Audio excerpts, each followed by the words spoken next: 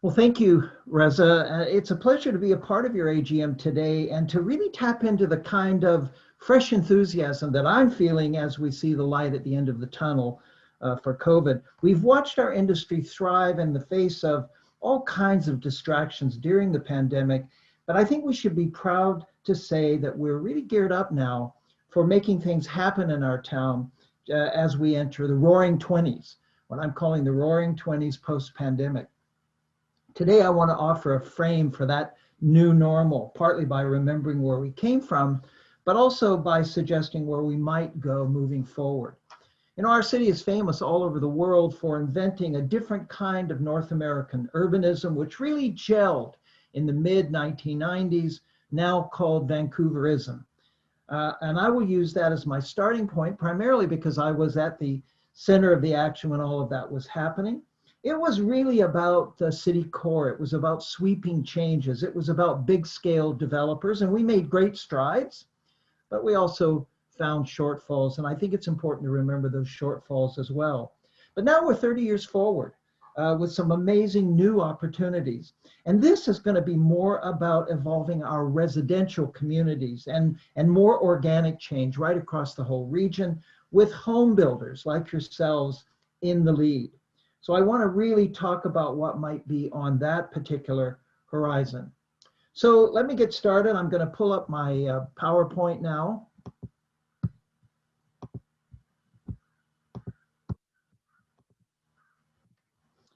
And as you can see, my title here is Where Do We Stand Post 30 and Forward?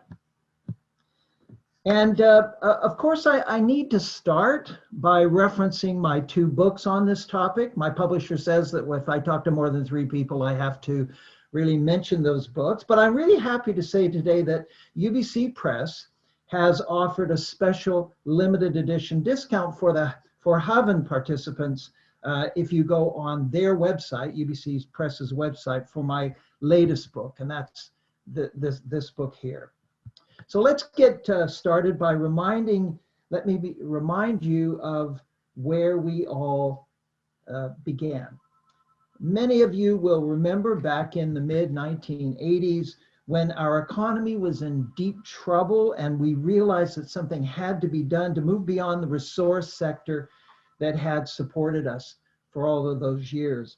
You will recall the excitement of 1986 when we came to the attention of the world by hosting Expo 86. And when we decided to build a new kind of economy based on the ideas industries and tourism, and what I would call enticing the world's best to really come here. To put it bluntly, we decided that we wanted to live off of our wits and our good looks. And to do that, we really had to reimagine our city, and which set off everything else that followed. And it was a tentative beginning, but by the mid-1990s, it synthesized into some very important overriding themes. Our first interest was an obvious one. Simply the idea was to regenerate urban livability, particularly in our dying core, building contemporary attraction and appeal and economic draw. And then later, as sustainability became understood, this increasingly diversified our agenda, adding environmental and social responsibility and spreading the patterns, new patterns, into the older residential neighborhoods that were near the downtown. And then more recently, and really urgently highlighted by COVID this past year, resilience has come into the equation, addressing survival against the unexpected and finding opportunity in adversity. And what you may not realize is that these 3 prime themes ultimately coalesced, parallel with thinking that was going on all over the world, into what we now refer to as that smart growth formula for the kind of city that we want to become. And here is that formula. It's both about the new structure that we had to bring to our city and the new infrastructure that we also had to aspire to, with Vancouverism really operationalizing this formula. Now, I highlight these themes and this formula because they remain central to all of our thinking in the city as we continue to evolve. But before I talk about the future, let me remind you of what were the basic components of Vancouverism, because they will remain relevant as we move things in the future. So there's 6 aspects that are really worth remembering. First, we arranged new development into identifiable and functional neighborhood units, a real local focus in all the new development with the right array of amenities and a very nice retail base and local character. These neighborhoods have the balance that they need, ecologically speaking, you might say, between living and working and the support uses. And then they have enough customers close by to really sustain a full complement of that retail and those services. We made parks and open space the organizing framework for everything else that we did. And we diversified open space, not just public parks, but also beautiful private courtyards and green roofs everywhere. We were among the first in the world to do that. The respite of parks, we all know, makes density more tolerable, and a good parks network also supports natural ecologies. And then we started to seriously add social diversity. So we set special housing targets and guidelines for a much more inclusive mix. We were very successful in emphasizing families with children living at high densities. We built in a secure component of low-income housing in newly developing areas, reflecting regional averages. More mobility choices became very, very big by mixing everything up. Then it was very possible to have homes and workplaces and key destinations much closer together. This gave us that simple advantage of proximity, which we could then use to pursue a very different transportation agenda, much less dependent on the car. You've seen the expansion of transit, massive investment in cycling and walking, all coupled with traffic calming, cutbacks on parking requirements, a share car system, and lots of road sharing to go along with. Now, this is not an anti-car strategy, but it is meant to provide more travel options and a better balance among the modes and less impacts than from the car. We put a lot of attention on quality urban design. You know that we have an unashamed desire for more density and mixed use, but we know that will not work unless you have pretty hip design to go with it. So our tower and podium form and our townhouse frontages have become famous, along with view corridors and sun and shadow management and placemaking and all the other measures to essentially tame density, converting it from a very bad thing to an actual preference in many consumer eyes. And then finally, we have increasingly drawn on the green requirements for managing energy and waste and water and a green construction and even urban agriculture. Well, of course, we all know that this transformation was dramatic, but it was not without its problems. And they remain tough challenges. So let me emphasize the 3 big ones that are really hitting us all. First, all that frenzied new development has destabilized our most marginal areas, creating some quite troubled street scenes and street situations. The impacts of substance abuse and mental illness and homelessness are really worse than they've ever been, and they're spreading more widely than we've seen in the past. And this is a crisis that really we do have to cope with as a top priority.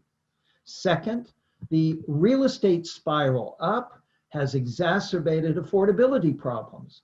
Protecting housing security in the face of these rising costs is really one of the biggest challenges. And if we don't get this right, it's going to put everything else in jeopardy. Now, even though we had those low-income housing targets, we didn't invest enough, but now we're seeing impacts on middle-income people. They're being shut out, and that's an unmitigated economic disaster. Third, we have to admit the system has become overly complicated. So it takes a very sophisticated organization to run it smoothly with all of the discretion and transactions that are a part of it. In recent years, we have seen significant difficulties in keeping it efficient, which binds the development process up. It keeps supply and demand out of balance. And frankly, it just creates too much developer risk. But even with all of these problems, which clearly have to be solved, the Vancouver transformation has undoubtedly had much more success than it has had failure. And it really does set our region up for our future. We're now starting to see where this needs to go. And I think there's some very exciting opportunities on the horizon. Once primarily, we'll have to admit, an inner city story, I see more and more success and challenges spreading out to our suburban communities. We've all been amazed at the phenomenal growth of our regional town centers, offering all kinds of new opportunities and consumer choices at many key locations throughout the region, not just focused on downtown Vancouver. But there's more at play than just this. To me, the most exciting innovations increasingly will happen within that vast expanse of low density, low scaled residential communities that really do make up most of our region. So let me close this morning with some of the hot new ideas that are being exposed by what I call the gutsy cities in the world. Here's a short list of some very interesting game changers that are particularly relevant for you as Vancouver's home builders as you think about what you'd like to do in the future. Let me start with incremental infill, something we pioneered right here in Vancouver. While the whole theme of densification is certainly applicable as you move into our communities, it has to be accomplished in a very different way. It has to be more gentle, it has to be more discreet than we've done in the past. It has to be almost silent, almost invisible. So this will increasingly mean that we will be seeing laneway and rear yard houses, secondary suites, what I call phantom duplexes and triplexes, tiny units that are slotted into forgotten spaces, apartments over retail, and those small garden apartments and townhouses that we can insinuate into leftover sites. And all of this will be built around the existing housing stock without destabilizing the community and with very, very modest impacts. Now, this is a toolkit that local government has to open up for you with new and innovative zoning. We now know that a sustainable community starts to work at no more than about 100 units per hectare or 40 units per acre, which is a target well within reach in a retrofit community strategy. Another trick that is gathering steam throughout North America is reclaiming the obsolete street malls. Every suburb has almost an endless supply of strip malls where independent retail is now starting to flounder because of those discount chain big competitions and because of the explosion of online shopping. And these sites already have way too much parking than even they needed in their heyday. And these are the new locations for some pretty important neighborhood diversification and a little bit of densification, from insinuating townhouses and even mid-rises at a more modest scale with very little impacts on the adjacent neighborhoods. And then when local government adds bus rapid transit spines, we really start to see a comprehensive corridor strategy for change in our communities, and we see a big success story. Related to these trends is a worldwide growth in the share economy. This is not just about Uber and Airbnb, those are happening. In the Nordic countries, this is now about shared housing, shared workspaces, and even in Helsinki, a community-based localized currency app for sharing of home appliances and trading of personal services, completely off of the financial and tax grid for major household savings. The housing piece of this is really about legalizing multi-generational housing and even truly integrated co-housing for families with children, and also more and more for seniors. And now COVID has really highlighted for it yet another great opportunity for diversification of how we work and how we live in our communities. We all now have what I call the communications cockpit. You see it here in our homes. So the corporate world who's invested in this is really truly set up for a major growth of home-based work. To really bring this out, to bring the best of it out, we'll need to have new home plans that have designated workspace and much more flexible laws to allow people to work with one another and to even produce things in their homes. We'll also need many more distributed meeting spaces and flex offices, such as you see in these Dutch examples within the neighborhood, perhaps as another reuse of those obsolete strip malls. Even a shift of only 20%, which might be expected, of working at home will have a dramatic change in both how we move around and how we use our homes. Now, to unlock these new ideas, we're also going to have new attacks on affordability with new kinds of home tenure. Tenure choices will really be the name of the game as we move forward, not just conventional market housing anymore, but such things as rent to own, nonprofit home ownership, and even what I call mingle ownership. Another new idea, which is really sweeping the world, is that concept of the 15-minute neighborhood with absolutely everything a household needs on a daily basis within that simple radius. Paris has taken that idea of the complete community to a whole new level by making it a very tight scale and making it pervasive over their whole city. And this is absolutely the right framework for the transformation of residential districts right here in Vancouver without a lot of demolition or displacement. We have some good examples already, but now this has to become pervasive over the whole region. And then all of these new land use and housing ideas are increasingly are going to be connected by new forms of mobility and integrated mobility. Of course, autonomous driving, we're all going to have to deal with, certainly within the next decade. But we're also seeing a crowd of these really cool new personal mobility devices and one-payer systems for multimode travel that is very, very easy. And these will all reinforce the kind of human scale neighborhood that I've just been talking about as a very practical arrangement, because we'll simply be able to move around a lot more safely in a lot less space.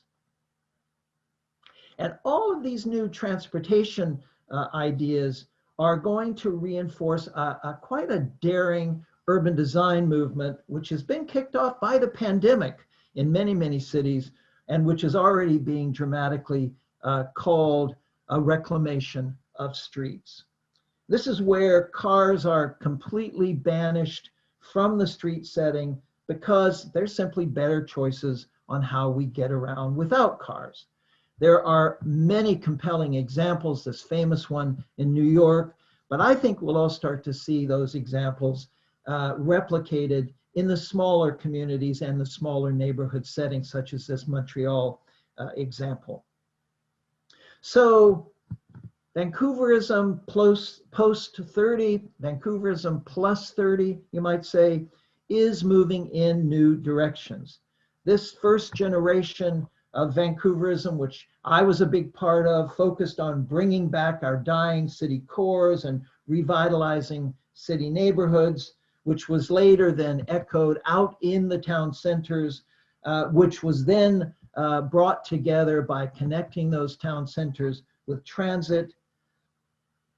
That was great, but it was not enough to make a truly competitive and sustainable city in the future.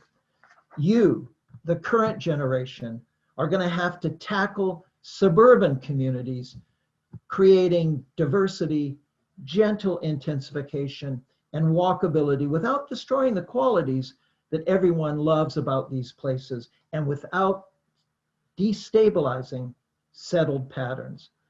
As home builders, you will extend the life and the use of existing housing. You will expand housing options with absolutely new forms, and you will add the missing pieces on found land that will make for complete communities. And you will be absolutely at a top priority in finding new forms of affordability. And when all of this is in hand, that is when really the original promise of Vancouverism, that it could make a completely different kind of North American city, will be very richly and very fully realized. So I thank you all for listening for those few minutes. I think we have time for discussion as well. Thank you so much.